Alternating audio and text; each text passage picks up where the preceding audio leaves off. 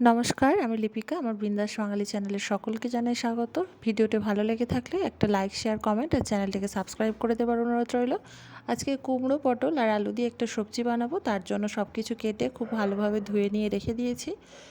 এদিকে কড়াই বসিয়ে দিয়েছি। কড়াই গরম হয়ে যেতে দিয়ে দিয়েছি সরিষার তেল, আর ফোড়নে দিয়েছি 5 ফোড়ন আর শুকনো লঙ্কা।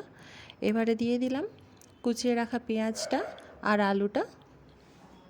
এবারে আলুটা হালকা ভাজা হয়ে যাবার পরে দিয়ে দিলাম স্বাদ মতো লবণ, আর দিয়ে দিলাম পটল আর কুমড়োটা।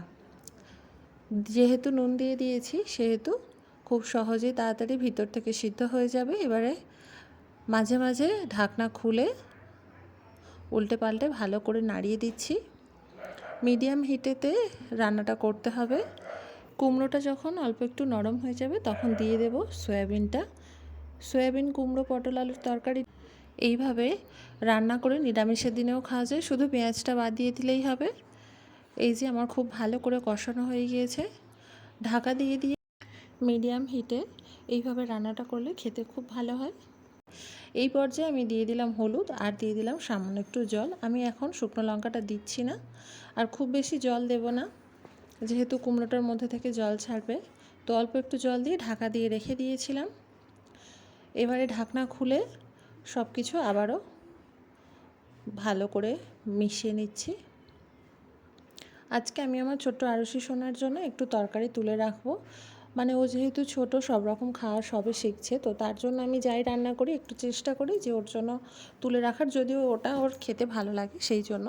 তো এবারে দিয়ে দিলাম ভেজে রাখা জিরেটা, গুঁড়ো করে নিয়েছিলাম।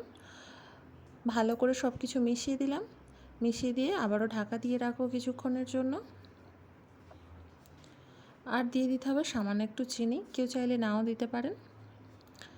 তরকারি আমার রেডি হয়ে গিয়েছে। এবার আমি এই যে একটু ছোট্ট আরুষি সোনার জন্য তুলে রাখছি। আর এবারে দিয়ে দেবো অল্প একটু লঙ্কা গুঁড়ো। যেহেতু মিষ্টি কুমড়ো, তো বেশি ঝাল দেব না, মিষ্টি মিষ্টি তরকারিটা খেতে ভালো লাগে। তরকারি রেডি হয়ে গিয়েছে। এরকমভাবে কুমড়ো রান্না কার খেতে ভালো লাগে আমাকে জানাতে ভুলবেন না কমেন্ট বক্সে। তরকারি রেডি, নামিয়ে নেব।